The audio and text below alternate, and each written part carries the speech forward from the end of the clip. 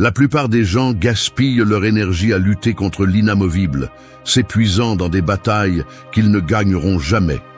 Ils veulent changer l'esprit des autres, réécrire le passé ou contrôler chaque tournant de l'avenir, comme si la vie était une corde qu'ils pouvaient serrer avec leurs mains. Mais plus ils essaient de la serrer, plus elle leur échappe. Et pendant qu'ils sont distraits par ce qui est hors de leur portée, ils négligent la seule chose qu'ils peuvent vraiment gouverner, eux-mêmes. La liberté et la force personnelle n'apparaissent pas par hasard. Elles ne sont ni héritées ni achetées. Elles sont forgées au moment précis où vous arrêtez de vous épuiser pour ce qui n'est pas entre vos mains et commencez à investir toute votre force dans ce qui dépend de vous. C'est là que vous cessez d'être une victime du monde et devenez le maître de votre propre destin. Ce n'est pas un discours pour adoucir la réalité. La vie va frapper, les gens vont décevoir et il y aura des injustices que vous ne pourrez pas éviter. Prétendre que tout se passera comme vous le souhaitez est naïf et rester accroché à cette illusion est la recette parfaite pour vivre frustré. Le véritable pouvoir réside dans l'acceptation sans renoncement, dans le maintien de vos valeurs, même si tout autour de vous essaie de vous briser. Aujourd'hui, vous allez entendre 8 leçons pour apprendre à lâcher ce que vous ne pouvez pas contrôler et à vous endurcir dans ce que vous pouvez. Ce ne sont pas de belles théories à accrocher au mur. Ce sont des principes stoïciens que vous pouvez pratiquer tous les jours, même au milieu du chaos. Parce qu'au final, peu importe ce qui se passe à l'extérieur, ce qui vous définit, c'est comment vous choisissez d'agir à l'intérieur. 1. Lâche le poids invisible de ce qui n'a jamais été sous ton contrôle. C'est comme marcher avec un sac à dos plein de pierres que tu n'as jamais mises là, mais que tu as accepté de porter un jour. Au début, ça ne pèse pas tant que ça. Tu penses que tu peux le supporter, mais à chaque pas, il devient plus lourd. L'ironie, c'est que ces pierres ne t'appartiennent pas. Ce sont des décisions d'autrui, des erreurs passées, des attentes que d'autres ont placées sur toi et que tu as cru devoir satisfaire. Elles ne sont pas à toi, mais tu les portes comme si ta vie dépendait de les soutenir. Et le pire, c'est que plus tu les portes, moins tu as de force pour ce qui compte vraiment. La plupart des gens vivent ainsi, essayant de contrôler ce qui n'a jamais été à leur portée. Ils veulent que les autres agissent comme ils l'espèrent, que le passé se répète, mais de la bonne manière, que les circonstances s'arrangent magiquement pour que tout soit parfait. Mais la vie ne fonctionne pas ainsi. Ce qui n'est pas entre tes mains ne t'appartient pas, et t'accrocher à cela est comme essayer d'attraper de la fumée avec tes doigts. Tu te salis seulement, et tu finis frustré. Le stoïcisme enseigne quelque chose de brutal et de libérateur. Arrête de dépenser ton énergie sur ce que tu ne peux pas gouverner. La santé mentale, la clarté et la force dépendent de ta capacité à distinguer ce que tu peux changer de ce que tu ne peux pas. Et voici la partie difficile. Lâcher n'est pas un acte passif, ce n'est pas abandonner, c'est une décision consciente qui demande plus de force que de s'accrocher. Parce que quand tu lâches, tu n'as plus d'excuses pour ne pas agir sur ce que tu peux faire aujourd'hui. Demande-toi, combien d'heures de ta vie as-tu perdu à imaginer ce que tu aurais dû dire lors d'une dispute qui s'est terminée il y a des années? Combien d'énergie as-tu gaspillé en essayant de faire voir ta valeur à quelqu'un qui ne veut pas le faire? Combien de jours as-tu vécu en attendant qu'une personne, une entreprise ou une situation change pour enfin te sentir bien? C'est le piège. Croire que ta paix dépend d'un changement qui ne viendra jamais de l'extérieur. Quand tu décides de lâcher prise, cela ne signifie pas que la douleur ou la déception disparaissent immédiatement. Cela signifie que tu ne leur donnes plus le contrôle de ton présent. Cela signifie que tu brises ce lien invisible qui te maintenait attaché à quelque chose qui ne fait que t'épuiser.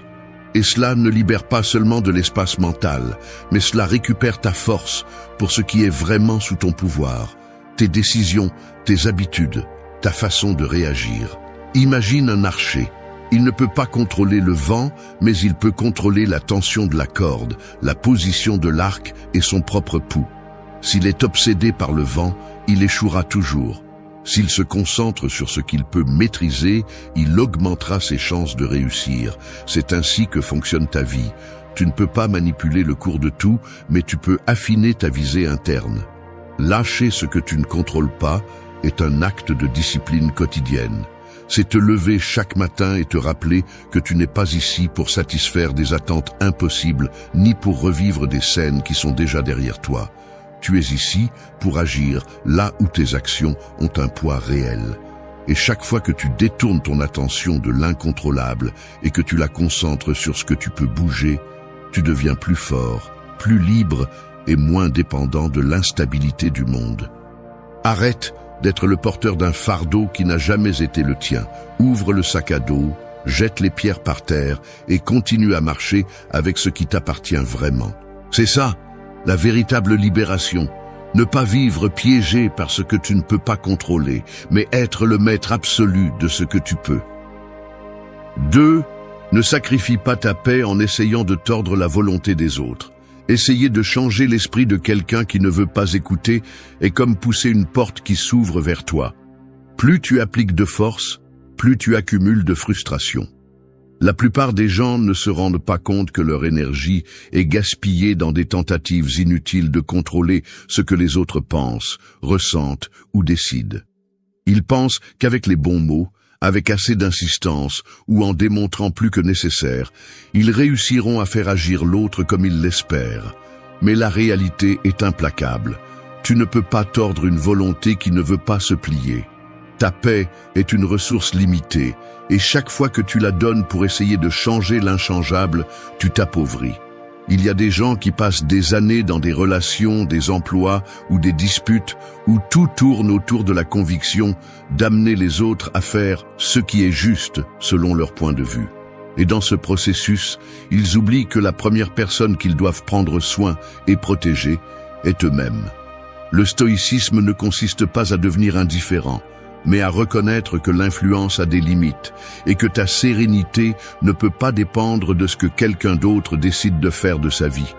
Ce n'est pas de la lâcheté que d'arrêter d'essayer de changer quelqu'un. C'est du respect pour ton énergie. Le philosophe Épictète le disait clairement, la seule chose que tu contrôles sont tes pensées et tes actions. Prétendre contrôler le reste est entrer dans un combat perdu dès le départ. Et le plus destructeur dans cette bataille n'est pas de la perdre, mais de renoncer en chemin à ton calme, à ta clarté mentale et même à ton estime de soi. Pense à une rivière. Tu peux la naviguer, t'adapter à son courant ou choisir la rive sur laquelle tu veux être, mais tu ne peux pas arrêter son flux. Essayer de changer son cours avec tes seules mains est absurde. Avec les gens, c'est la même chose. Tu peux influencer, inspirer ou donner l'exemple, mais tu ne peux pas décider pour eux. Chaque fois que tu essaies, tu envahis un territoire qui ne t'appartient pas et tôt ou tard, cela a un prix. Dans la vie quotidienne, cela se voit dans les petites choses. Vouloir qu'un ami adopte tes habitudes, espérer que ton partenaire agisse toujours selon ta façon de penser ou te frustrer parce qu'un collègue de travail ne partage pas ton niveau d'engagement. Cela ne signifie pas que tu ne peux pas exprimer tes idées ou fixer des limites. Cela signifie que, une fois que tu as fait cela, tu dois accepter que le reste n'est pas entre tes mains. Et cette acceptation est un acte de force, pas de résignation. Quand tu renonces à l'obsession de changer la volonté des autres, tu découvres quelque chose de puissant. Tu récupères de l'espace mental pour construire ce qui dépend de toi. Au lieu d'investir ton temps à convaincre quelqu'un de te valoriser, tu peux l'utiliser pour augmenter ta propre valeur. Au lieu de t'épuiser à essayer de faire voir aux autres ce que tu vois, tu peux concentrer ton énergie à marcher fermement sur le chemin que tu crois être le bon. Et curieusement, souvent, cet exemple silencieux a plus d'impact que n'importe quel discours. Rappelle-toi que chaque fois que tu sacrifies ta paix pour forcer quelqu'un d'autre à agir comme tu le souhaites, tu donnes ce que tu as de plus précieux en échange de quelque chose qui ne se produira peut-être jamais. Apprends à distinguer quand aider est utile et quand insister est autodestructeur. Ta sérénité est un mur que seul toi peux protéger. Si tu permets qu'il s'effondre en essayant de changer les autres, tu ne perdras pas seulement la bataille, tu perdras le contrôle de toi-même. 3. Laisse le passé se reposer et libère-toi de revivre les vieilles blessures. S'accrocher au passé, c'est comme continuer à arroser une plante morte. Jour après jour, tu lui donnes de l'eau, tu lui parles, tu la mets au soleil, espérant qu'elle revienne à la vie. Mais au fond, tu sais que ses racines ne sont plus vivantes. Et pendant que tu dépenses ton énergie sur ce qui ne fleurira plus, tu négliges le jardin qui peut encore grandir.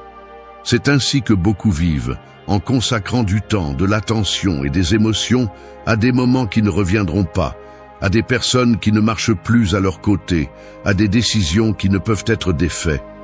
L'esprit humain a une tendance dangereuse, recréer des scènes anciennes, imaginer ce qui se serait passé si tu avais agi différemment, ou te punir de ne pas avoir vu des signes qui semblent évidents aujourd'hui. Mais tout cet exercice ne change rien. C'est comme essayer de faire lever le soleil plus tôt en criant au ciel, peu importe combien tu le souhaites, il y a des choses qui sont hors de ton contrôle. Le stoïcisme le rend clair. Le passé ne peut pas te toucher, sauf par l'interprétation que tu choisis de garder vivante dans ton esprit. Le véritable problème n'est pas ce qui s'est passé, mais le fait que tu le revives chaque fois que tu t'en souviens avec amertume ou nostalgie. Et cette répétition est une ancre émotionnelle qui t'empêche d'avancer. Il ne s'agit pas d'ignorer les blessures ou de faire semblant que rien ne s'est passé. Il s'agit d'accepter que chaque événement a eu son temps et que continuer à le nourrir ne fait que prolonger la douleur. Si une blessure est déjà fermée, arrêter de la gratter est un acte d'amour-propre. Et si elle est encore ouverte, ton énergie devrait aller à la guérir, pas à recréer les circonstances qui l'ont provoquée. Imagine que tu marches avec un seau d'eau dans les mains. Ce seau symbolise ton attention et ton énergie quotidienne. Tu peux l'utiliser pour arroser de nouvelles graines ou pour le verser sur une terre sèche où rien ne repoussera. Ce que tu choisis de nourrir définit le type de vie que tu auras. Si toute ton attention est portée sur ce qui a été, il n'y aura jamais assez pour ce qui peut être. Dans la vie quotidienne, cela implique de cesser de chercher des explications qui ne changeront pas les faits, d'éviter des conversations internes qui ne font que répéter de vieilles batailles et de renoncer à la tentation de comparer ton présent à un moment idéalisé du passé. Cela signifie aussi comprendre que la douleur n'a pas toujours besoin d'être éliminée pour avancer. Parfois, il suffit de l'intégrer comme une leçon et de continuer à marcher. Le passé n'est pas ton ennemi, mais il n'est pas non plus ta maison. Sa valeur réside dans ce qu'il t'a appris, pas dans ce que tu continues à revivre. Lorsque tu choisis de le laisser se reposer, tu récupères la force qui était auparavant piégée dans les souvenirs et tu la mets au service de ton présent. Et c'est là que naît la véritable liberté. Lorsque ce que tu as vécu cesse d'avoir le pouvoir de dicter ce que tu vas vivre. Arrête d'arroser la plante morte. Regarde à nouveau ton jardin. Il y a des graines qui attendent que tu leur donnes l'opportunité de grandir. Et le seul qui peut le faire, c'est toi. 4. Que ta sérénité ne soit pas otage de ce qui se passe à l'extérieur de toi. Vivre en fonction de la tranquillité que te donnent les circonstances, c'est comme laisser un inconnu conduire ta voiture pendant que tu es assis à l'arrière. Il se peut que parfois le voyage soit tranquille, mais à tout moment, il peut tourner brusquement, accélérer sans prévenir, ou même avoir un accident, et tu n'auras aucun contrôle. Si ta sérénité dépend de ce qui se passe à l'extérieur, ce n'est pas de la sérénité, c'est une illusion fragile qui se brise au premier coup de réalité. La plupart des gens vivent ainsi, croyant qu'ils seront en paix lorsque leur environnement sera en ordre. Lorsque les autres agiront comme ils l'espèrent, lorsque les nouvelles seront favorables, lorsque le temps sera parfait, lorsque le patron arrêtera de faire pression, ou lorsque les problèmes disparaîtront. Mais ce quand est un piège, car il y aura toujours quelque chose qui échappe à ton contrôle. Si ta tranquillité dépend de facteurs externes, tu vis dans un état constant de vulnérabilité, comme une bougie allumée exposée au vent. Le stoïcisme enseigne que la véritable tranquillité se construit de l'intérieur. Il ne s'agit pas de devenir indifférent au monde, mais de comprendre que ce qui se passe à l'extérieur n'a pas à dicter ton état intérieur. Tu peux être au milieu du bruit, du chaos, de l'incertitude, et pourtant rester ferme. Non pas parce que tu ignores ce qui se passe, mais parce que ton centre n'est pas lié à cela. Pense à un phare au milieu d'une tempête. Les vagues le frappent, le vent rugit, la nuit est noire, mais sa lumière reste allumée. Il ne dépend pas de la mer pour briller. Il n'a pas besoin que le temps soit parfait pour remplir sa fonction. Ta tranquillité doit être ainsi, inébranlable même lorsque tout autour semble s'effondrer. En pratique, cela signifie apprendre à reconnaître quand ta paix est prise en otage par l'extérieur. Peut-être est-ce une dispute qui persiste dans ton esprit bien après qu'elle soit terminée. Peut-être est-ce une mauvaise nouvelle qui te consume des heures d'inquiétude sans que tu puisses faire quoi que ce soit à ce sujet. Peut-être est-ce l'humeur d'une autre personne que tu finis par adopter comme si elle était la tienne. C'est là que tu dois t'arrêter et te rappeler que tu décides de ce qui entre et de ce qui ne rentre pas dans ton espace intérieur. La discipline mentale est clé. Si tu permets à chaque événement extérieur d'avoir un accès libre à ta tranquillité, tu vivras comme une marionnette des circonstances. C'est pourquoi il est essentiel de t'entraîner à revenir à ton centre encore et encore, pour couper les fils invisibles qui relient ton humeur à ce que tu ne contrôles pas. Cela ne signifie pas que tu dois t'isoler du monde ou devenir froid. Cela signifie que, bien que tu ressentes et participes à ce qui se passe, ta stabilité ne dépend pas du fait que tout soit sous contrôle. C'est comprendre que les vagues peuvent être hautes, mais si l'ancre est solide, le bateau ne coule pas. Le jour où ta tranquillité cessera d'être l'otage de l'extérieur, tu retrouveras un pouvoir inestimable. Tu pourras te déplacer dans la vie avec une liberté que beaucoup ne connaissent pas, car tu ne seras pas à la merci des changements, des personnes, ni des revirements inattendus. Il ne s'agit pas d'éviter la tempête, mais de devenir ce phare qui continue à briller, peu importe combien la mer est violente. 5. Concentre ton énergie uniquement sur ce que tu peux transformer aujourd'hui. Ton énergie est comme le tranchant d'une épée. Si tu la frappes contre un mur de pierre, tu ne réussiras qu'à l'ébrécher et à la rendre inutile quand tu en auras vraiment besoin. Chaque jour, tu te réveilles avec ce tranchant prêt à ouvrir des chemins, à couper des obstacles et à défendre ce qui est à toi. Mais si tu l'uses dans des batailles que tu ne peux pas gagner, dans des causes qui ne dépendent pas de toi ou dans des conflits qui n'existent que dans ta tête, viendra le moment décisif et tu découvriras que tu n'as plus la force ni la précision pour agir. Beaucoup vivent ainsi, dépensant le meilleur d'eux-mêmes dans ce qu'ils ne peuvent pas modifier. Ils se perdent dans des discussions qui ne changent rien, alimentent des inquiétudes qui n'ont pas de solution immédiate et sont obsédés par des résultats qui sont hors de leur portée.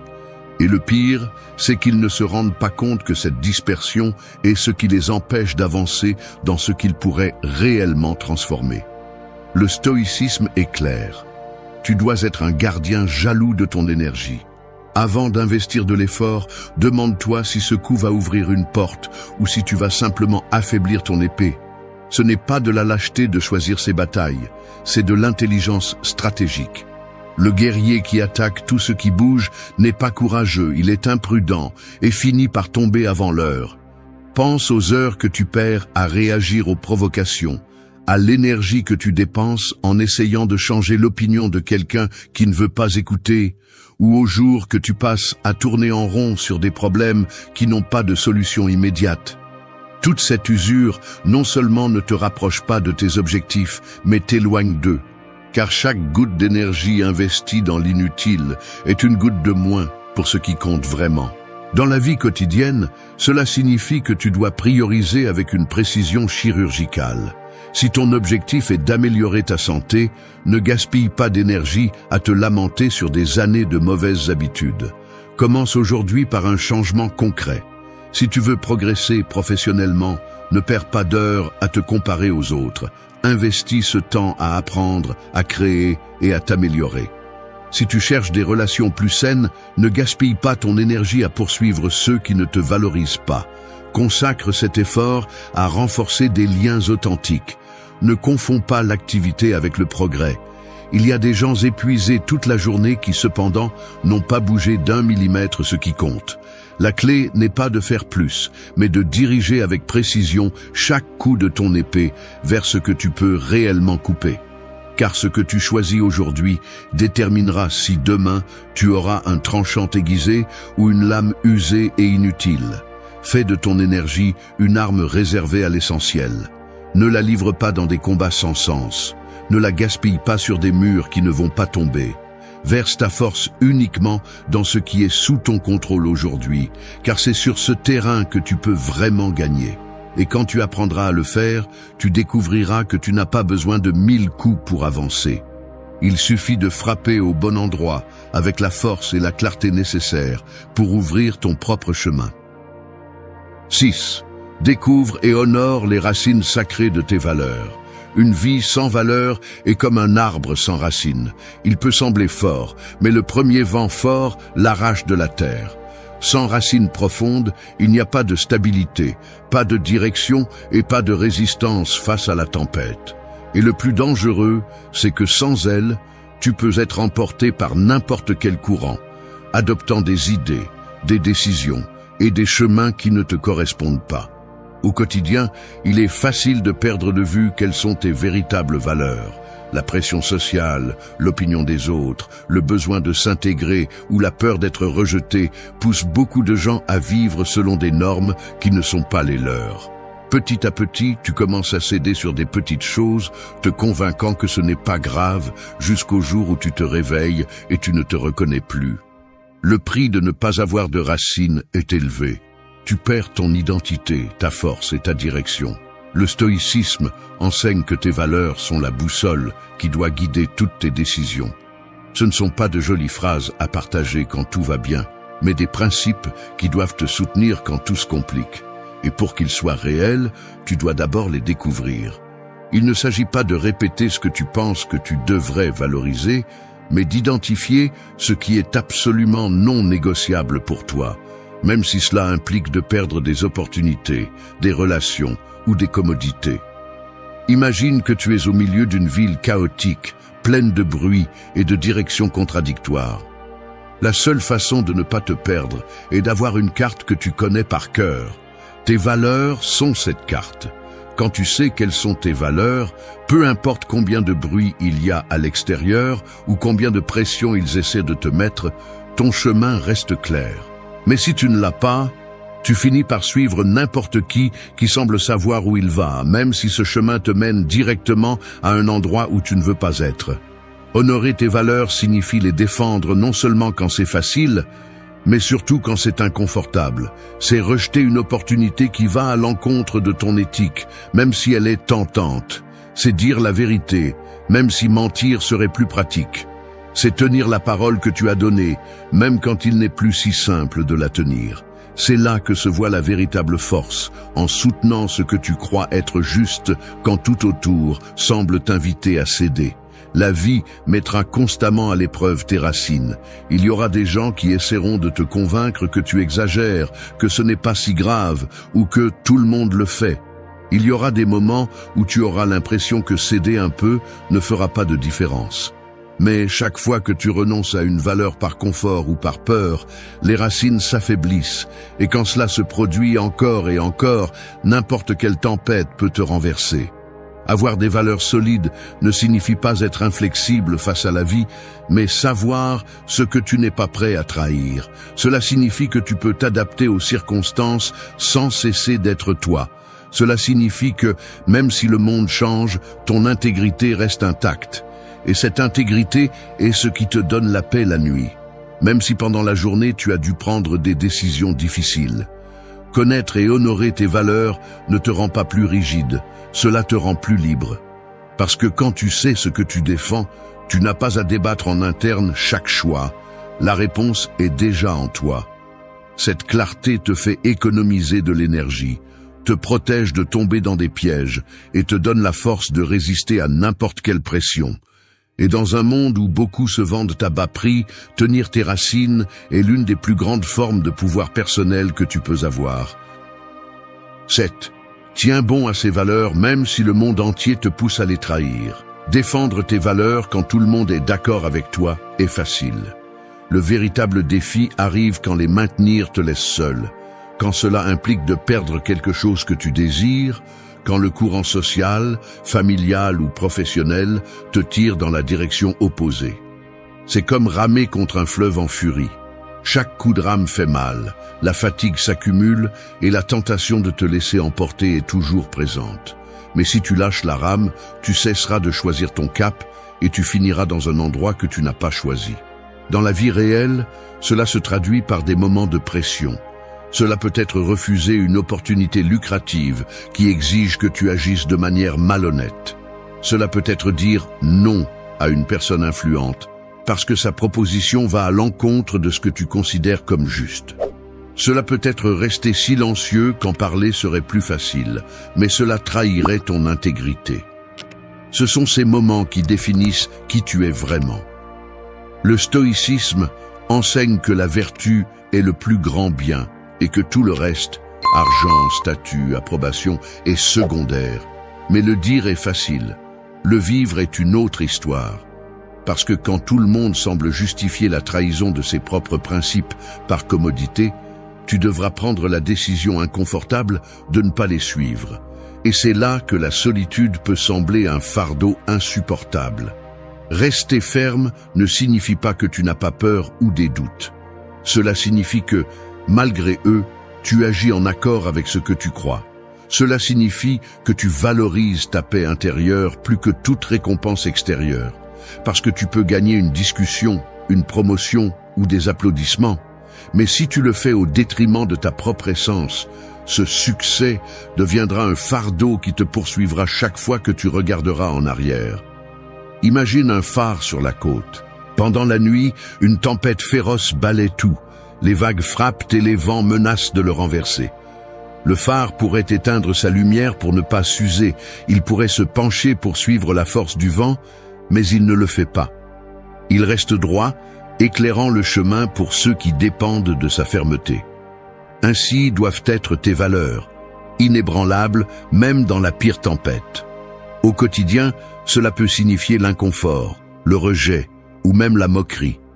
Les gens peuvent te traiter d'exagéré, de têtu ou d'idéaliste.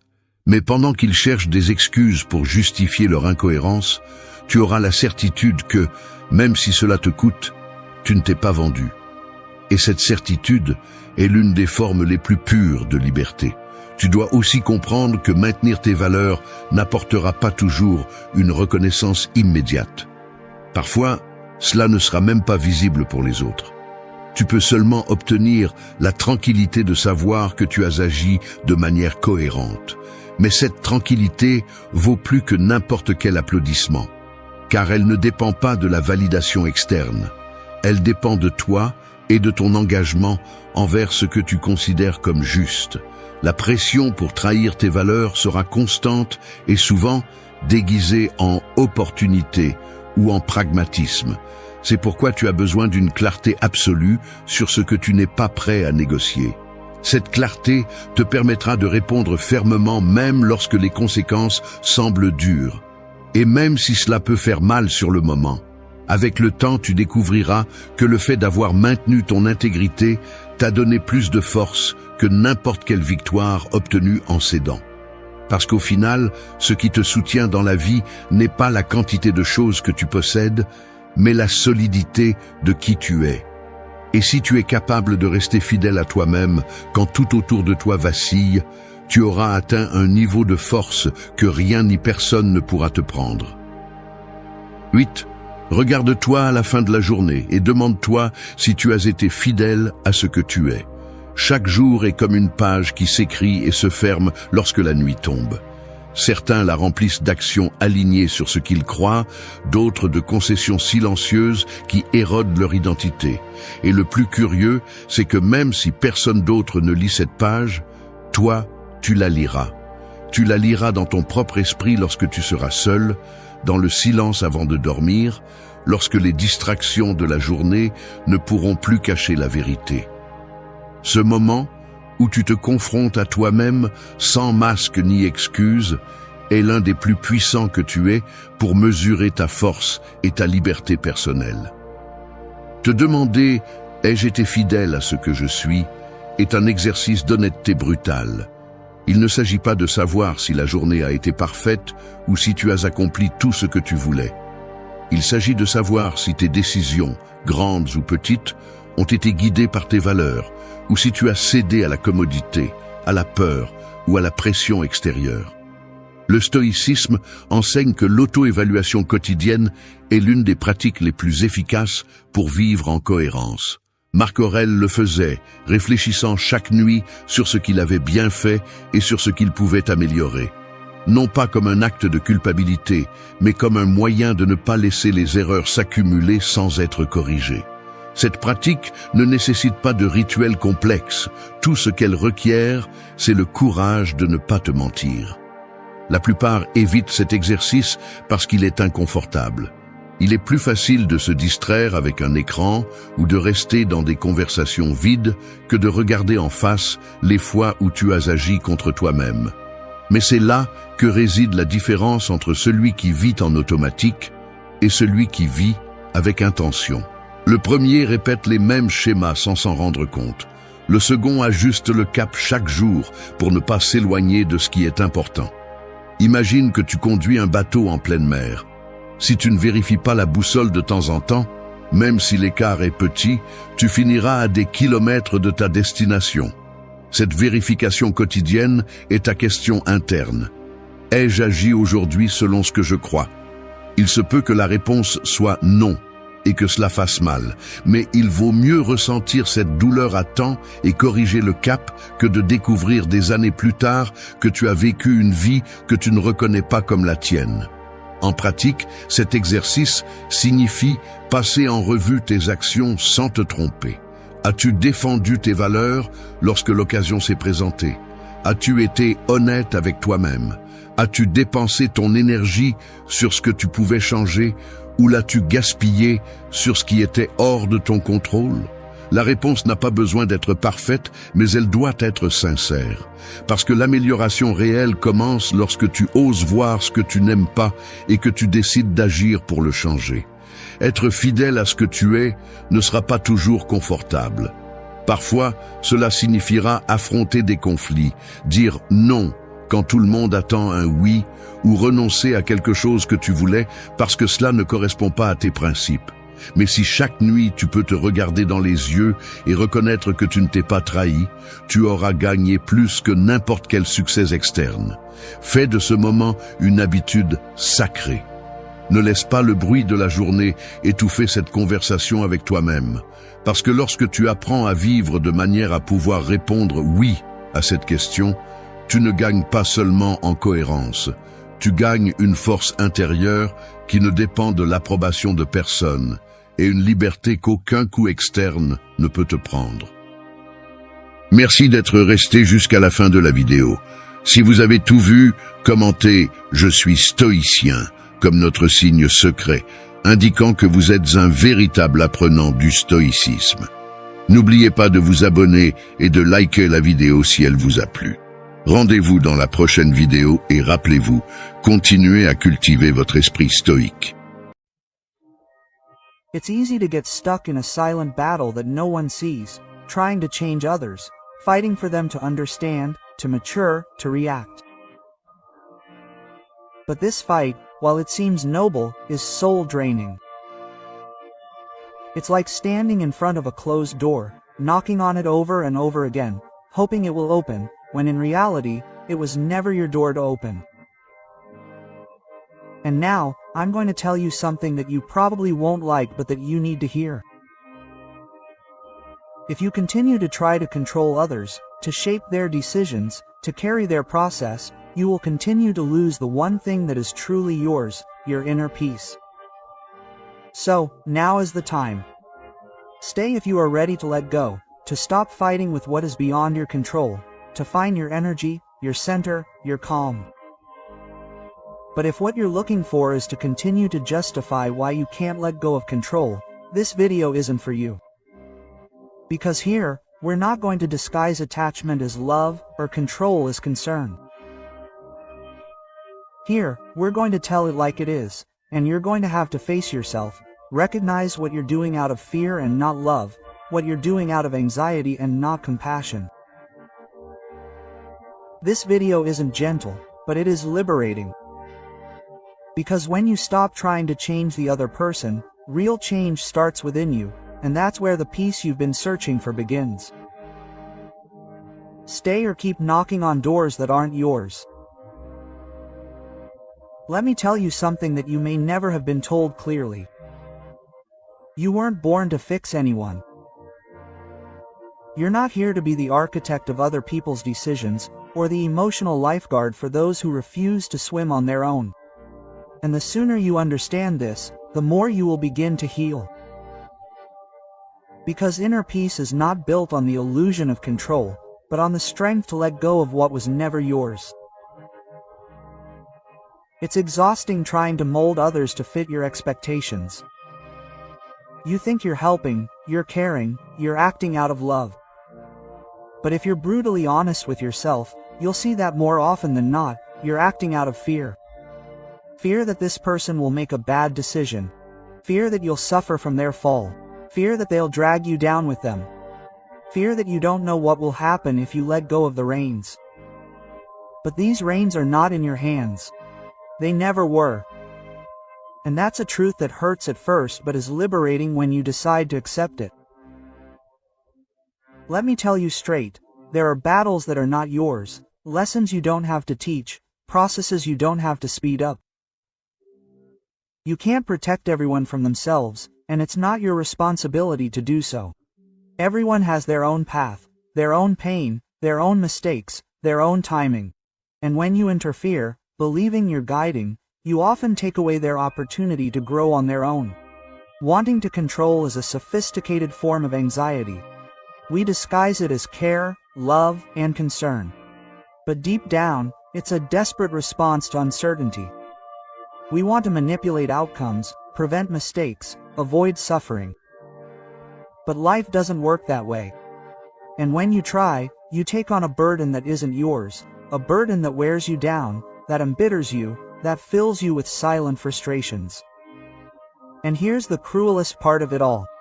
While you tear yourself apart trying to change the other person continues their life at their own pace, in their own way, in their own way. Maybe they didn't even ask for your help. Maybe they don't even want to change. And you, there, exhausting yourself, becoming disillusioned, losing sight of your own life, is it worth it? Is it really worth continuing to live like this? You don't need to convince anyone to act more consciously. You don't need to beg to be treated well. You don't have to beg for respect, commitment, clarity. And if you do, you're not loving, you're negotiating your dignity. Because true, holy, mature love cannot be forced or imposed, it is given, and if it doesn't flow, it doesn't adapt. Learn to look at others objectively, not with desire. Because often we don't suffer from what someone is, but from what we would like them to be. And this gap between reality and expectation becomes blurred and consumes you from the inside. Every time you idealize, every time you project your vision onto someone else, you are setting yourself up for an emotional downfall. Because not everyone is ready to give you what you are ready to offer. Not everyone has the capacity, the will or the maturity to respond as you deserve. So true strength is not in insisting, it is in seeing clearly, in accepting, in saying this is how it is. This is what this person can give. This is how they behave. This is how they choose to live, and from there make a decision. Not based on the desire to change them, not based on the hope that one day they will open their eyes, but based on the honesty of recognizing if this is compatible with your peace, your values, your path. Acceptance is not giving up. Acceptance is awakening. It is stopping fighting against what does not change. It is letting go of the invisible chains that you have woven yourself with unrealistic expectations. It is telling yourself to stop suffering for what is not in my control. And when you do that, when you truly let go, something inside falls into place, your chest frees, your mind calms, your energy returns to you because now you are no longer focused on controlling the outside but on taking care of the inside. You no longer spend your days trying to make others fit your idea of the world. You start building your world at your own pace with your own rules, and from there everything starts to change. Look, I know that letting go is not easy. It is not about repeating empty phrases like accept and that's it, or float with life and hoping that everything will magically fall into place. No, this is a deep process, sometimes uncomfortable, sometimes raw, but necessary. Because letting go of control involves facing your deepest fears. The fear of being hurt, the fear of loss, the fear of witnessing the suffering of someone you love and not being able to do anything to prevent it. But let me ask you an uncomfortable question. How many times have you betrayed yourself to save someone else from falling? How many times have you held back what you felt, postponed what you wanted, given up what you needed? Just so as not to upset, not to provoke, not to break something? And what happened next? Did that person change? Did they appreciate your sacrifice, or did they simply continue as before while you disfigured yourself a little more each day? The truth is that we often confuse love with intervention. We think that love means being above the other person, guiding them, correcting them, warning them of anything that might go wrong. But that's not love, it's anxiety disguised as protection. It's the fear that life will hurt, the fear that things will get out of hand. And in this attempt to prevent every extraneous pain, you end up abandoning yourself. Let me be clear. You can't carry someone else's process without crushing your own. You can't be alert, attentive, vigilant all the time, hanging on to what the other person is doing or not doing, without neglecting your inner peace. Because while you're wondering what more you can do for them, when was the last time you asked yourself what you need? Many people tell me, but it hurts me to see how they're making mistakes. Of course it hurts. It's natural that it hurts, but that's your job. Learn to embrace that pain without turning it into an excuse to intervene, because life also teaches, and sometimes it teaches in the hardest way. But it's those falls that wake people up. Not your warnings, not your unsolicited advice, not your anxiety turned into pressure. Do you know what happens when you don't respect the other person's process? You make them childish without realizing it. You tell them, I know more than you do. I know what's best for you. I have to save you. And even if you do it with affection, it breaks the dynamic, because you're no longer treating the other person as a capable adult but as someone weak who needs you to survive. And that's exhausting. It creates an imbalance, it creates dependency, and ultimately resentment. Because there comes a time when you give so much, you fight so much, you intervene so much that when you don't see change, you feel like a betrayal. But it wasn't a betrayal, it was an unmet expectation, an expectation that you created, a narrative that existed only in your mind. I'm telling you honestly, letting go isn't disengaging, it's trusting. It's looking at the other person and saying maturely, I believe in your ability to learn, even if it means stumbling. And I'm pulling back not because I don't care, but because I care so much that I don't want to interfere with what life wants to teach. That's holy love. A love that doesn't control, that doesn't impose, that doesn't exhaust itself. A love that respects rhythms, that understands times, that doesn't need to manipulate to feel worthwhile. And here's another hard part. What if this person never changes? And if she never responds, never matures, never improves, that's when you have to be honest with yourself, because acceptance also includes accepting that there are connections that are no longer compatible with your peace, that there are people who are not going to walk at the pace that you need. And there at that crossroads, you decide, do you stay and continue to wait for the impossible, or do you choose your well-being, even if it means closing a door. That's not selfishness, that's emotional maturity. Because staying by someone's side hoping that they'll be different is not love, it's attachment. It's fear of being alone. It's misdirected hope. And that hope, when it's shattered over and over again, turns into resentment.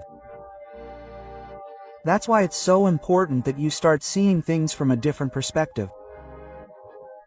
Not duty, not guilt, but responsibility towards yourself. What do you want? What do you need? What are you willing to tolerate, and what no longer fits your peace?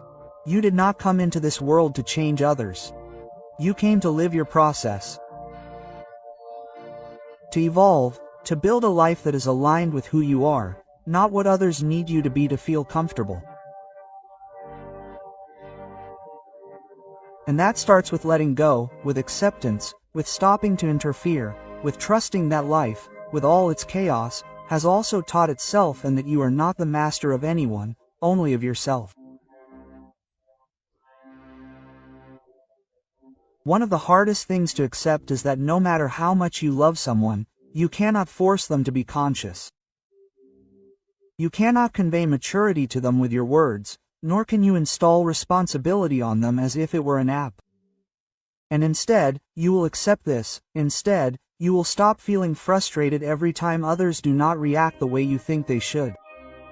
You have spent too much time waiting for reactions that never come. You cling to the idea that if you explain better, if you communicate more clearly, if you make one last effort, then everything will change. But what you do not want to see is that change does not come from your arguments, but from the will of the other person. If there is no will, there is no possible transformation, and that is the trap. You believe that if you insist, if you accompany, if you adapt enough, things will align. But this only prolongs the disconnection. Because every time you push your limits to give another chance, to show patience, to show that you are there, you distance yourself from yourself. You turn off your intuition, your needs, your direction. Let me tell you something. No one who truly values you needs to be dragged into respect or pushed into empathy. No one needs to be educated so many times on how to treat you. And if they do, then they're not ready to share something balanced with you. Because loving shouldn't hurt. It shouldn't feel like exhausting work, like a constant attempt to explain, justify, and defend yourself. Do you know what a very common and under-recognized form of emotional abuse is? Living in a state of constant correction, trying to change the other person under the guise of helping them. Pretending that your way of seeing life is the only valid, most conscious, most just way. That's also controlling. And even if you do it with good intentions, it's still intrusive. Accepting others as they are doesn't mean tolerating everything. It means stopping waging war on their essence. Understanding that you can see the world from a completely different perspective, and that doesn't make you superior, it makes you different. And if that difference becomes incompatible, the mature thing to do is to distance yourself, not try to reform the other person. You're not here to reshape anyone. You're here to respect yourself enough to say, this isn't for me. And that takes more courage than continuing to insist. Stop being the therapist for those who haven't sought therapy. Stop being the emotional rescuer for those who are drowning by choice. Because as harsh as it may sound, there are people who have become so accustomed to living in chaos that any attempt on your part to order that disorder will be seen as a threat, not as help. And you, who are sensitive, who perceive more than you say, who sense what others keep silent, end up believing that your role is to support, to care, to endure. But that's not nobility, it's an emotional burden that's not distributed properly. And you didn't come into this world to live emotionally exhausted carrying what's not yours. The key is to make a very clear distinction. Being there for someone is one thing, and trying to be that person is quite another.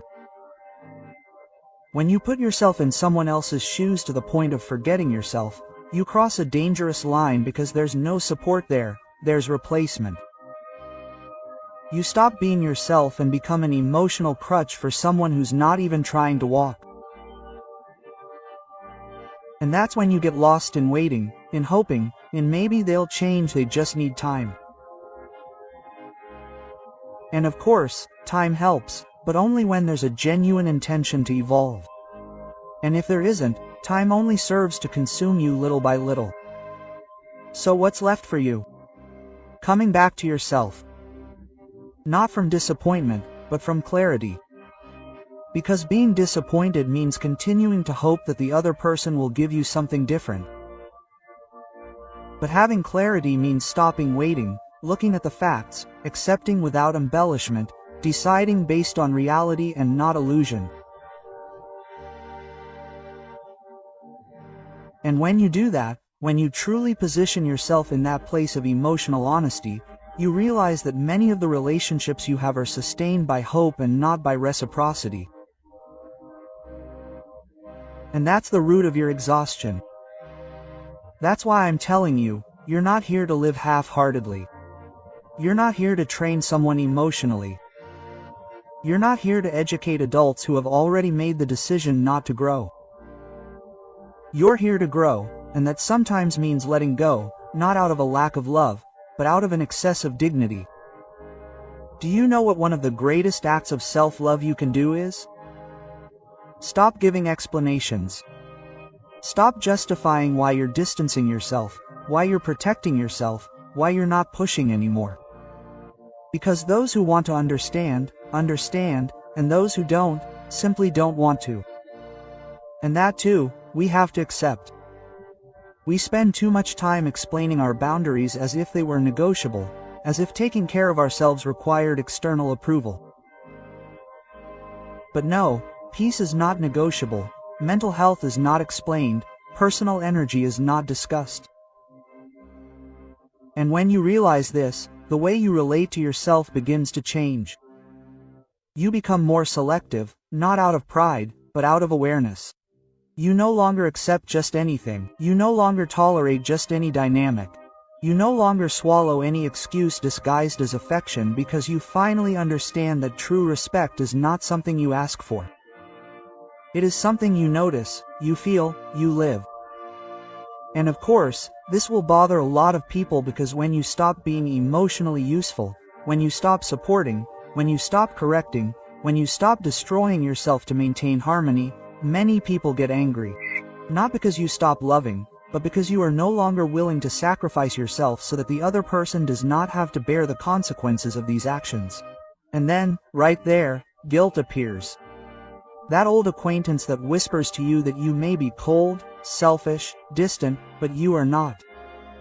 You are just with yourself because self-respect seems very bad to those who are used to you always being the first to give in. Do you realize? Sometimes the simple fact of respecting yourself bothers those who benefited from the fact that you did not do so. But you are no longer here to live chained to the fear of disappointing. You are no longer here to give without reciprocity, to give without receiving, to stay in places where you are questioned more than you are valued. You do not have to break up with someone in a dramatic way. You do not have to shout or write long speeches.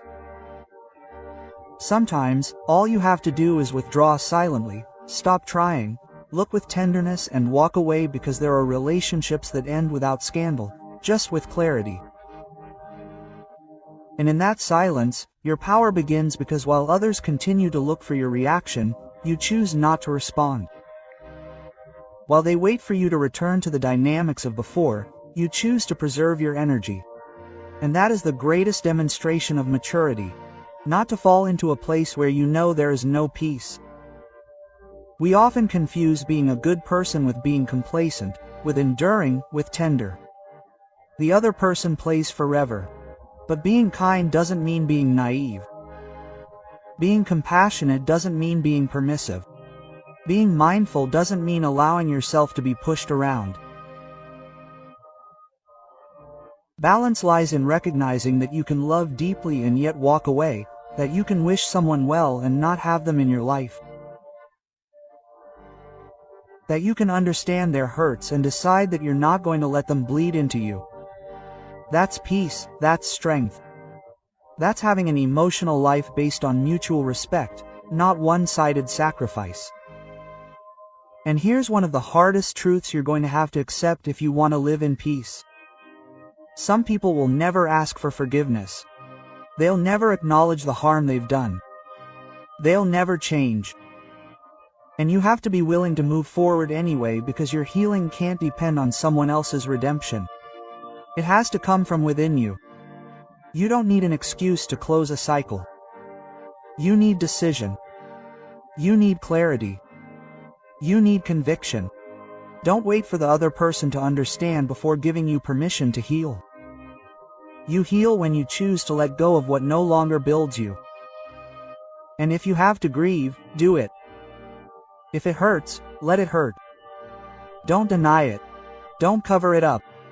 Don't run to fill the void with distractions. Go through the pain. Cry if you have to cry. But don't stop there. Don't make pain your home. Make it a stop, a station, not a home. Because pain is not the end, it's the filter. It shows you who's staying, who's going, who you were and who you're about to become. And when you go through it, when you rebuild yourself, when you free yourself from the burden of trying to be everyone's savior, you discover a version of yourself that no longer needs to control anything to be at peace. A version that breathes more calmly, that speaks more confidently, that walks without carrying what doesn't belong to you. That version is you without the burden. There comes a time when you start to notice the wear and tear that's accumulated. Not because of a big conflict, not because of a sudden explosion, but because of that silent fatigue that sets in when you carry emotions that aren't yours for too long. And the funny thing is, no one asked you to do it. No one put that burden on you. You did. Out of habit, out of fear, out of this unconscious desire to control everything, you believed that if you intervened, if you publicized, if you took responsibility for what others did not resolve, you would avoid chaos. But you did not avoid it. You simply made it more internal, more personal, more yours. You became the receptacle for the mistakes of others, the filter for the decisions you did not make, the forced witness to stories that were never yours. And over time, this makes you reactive. You become more intolerant, more impatient, more inclined to explode from the inside, even if on the outside you remain functional because you are full. Full of small disappointments that you never let go of, full of efforts that no one appreciated, full of unmet expectations that you refused to acknowledge for fear of admitting that you were perhaps expecting too much from someone who was never ready to give you the minimum. That's when you begin to understand that the real burden isn't generated by others. It's generated by your resistance to seeing things as they are. To accepting that no matter how much love, intention, or consciousness you put into a relationship, it doesn't guarantee that the other person will do the same. Then you realize that it's no longer about changing the other person, or insisting, or explaining better. It's about observing. Observed with eyes wide open, without embellishment, without excuses, without stories made up to justify the unjustifiable.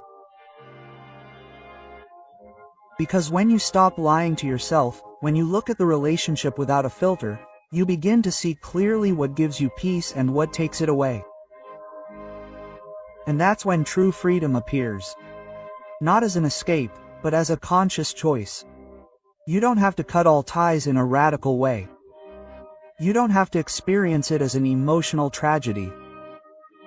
Sometimes, all you need to do is change your place in the relationship, stop acting like a savior, start responding instead of reacting, stop being always available to those who only seek you out when they need something. And then, something strange happens.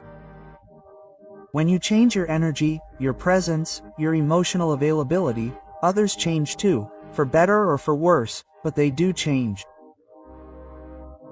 Some move away, others adjust, and others simply disappear.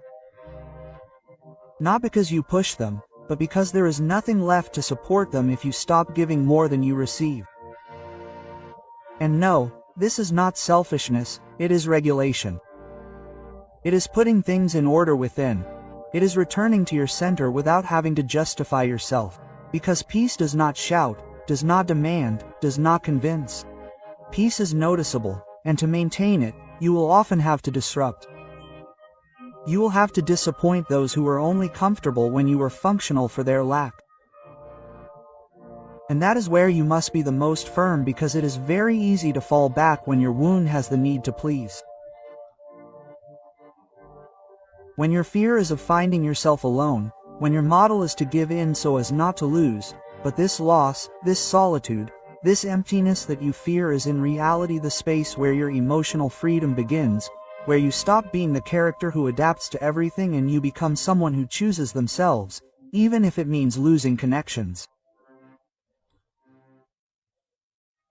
Falling is not a way of despising others, it is a way of regaining your dignity, because no one will value your presence if you do not even value your energy. And what you allow repeats itself. What you support out of fear becomes the norm. What you do not face consumes you from the inside. So yes, it will hurt to let go. It will hurt to see how some people make no effort to hold you back. But it will also heal you.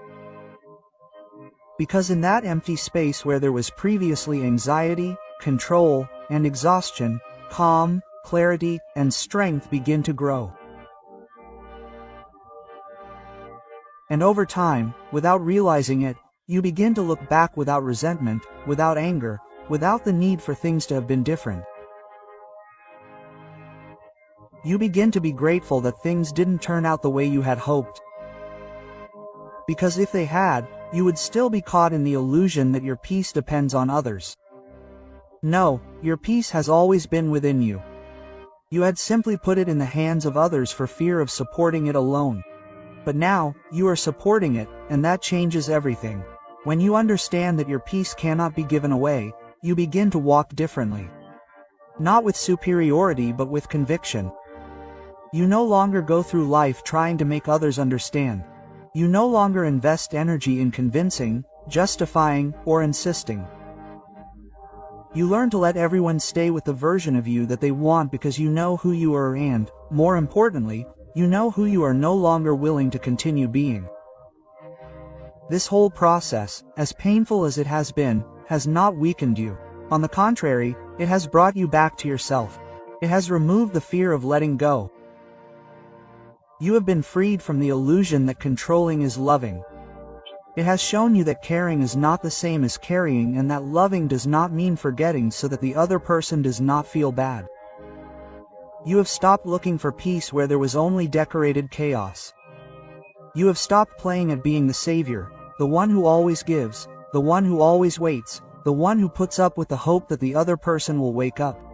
You no longer live waiting for a reaction, a change, an apology. Now you choose. You choose to withdraw instead of arguing. You choose to observe instead of intervening. You choose to act with clarity instead of reacting out of necessity. And this change, though silent, is powerful because you are no longer chained to anyone's behavior. You no longer live conditioned by what others do or don't do. You have discovered that you do not need others to do well for you to be at peace. Because your peace is no longer dependent on the emotional climate of others, or how they look at you, or whether or not they meet your expectations. Your peace is now yours, entirely yours. You have understood that you cannot save someone who does not want to be saved, nor can you change someone who sees no problem in their ways of doing harm. You can no longer project your desire for harmony onto people who live comfortably in conflict, and that every attempt at control, no matter how subtle, is a betrayal of your serenity. You have learned that letting go is not losing, it is allowing life to follow its course, even if that course does not include you. Because if being present means ceasing to be yourself, then being absent is the most honest act you can make. It is not a path for those who want applause. It is a path for those who want peace. And peace is not a price, It is a decision. You make it when you stop chasing, begging, waiting. You make it when you look at the other person without needing to change them and at yourself without needing to disguise yourself. So, if you have come this far, do not take it just as a reflection. Take it as an internal turning point, as a new boundary, as a different way of being in the world. Because understanding is useless if you continue to act in the same way. It is useless to see clearly if then you close your eyes again so as not to disturb anyone. Remember this. It's not about hardening or closing yourself off. It's about being selective about what you allow in and radical about what you choose to keep inside. It's about loving strongly but also knowing how to distance yourself firmly, caring tenderly but without invading, accompanying without losing yourself, giving without exhausting yourself, being without ceasing to be you. And if someone asks you why you've changed, why you're not the same as before, why you seem calmer, more distant, freer, you don't have to explain it with words. Your peace will say it all. Your silence will shout it out. Your effortless presence will prove it. Because when you stop trying to change others and start inhabiting yourself, you simply become unflappable, and that's not up for negotiation. So now take a deep breath, not to forget everything, but to remind yourself that you no longer need to be somewhere unseen, that you no longer have to approve of anything to be valid, that you no longer have to save someone to feel good. You've done the hard work, coming back to you. And from there, from that strong root, whatever comes will be a choice, not a burden. Thank you for staying until the end of the video. If you've watched it all, comment "I am a Stoic" as our secret sign that you are a true Stoic learner. Don't forget to subscribe and like the video if you enjoyed it. See you in the next video and remember, keep cultivating your Stoic spirit.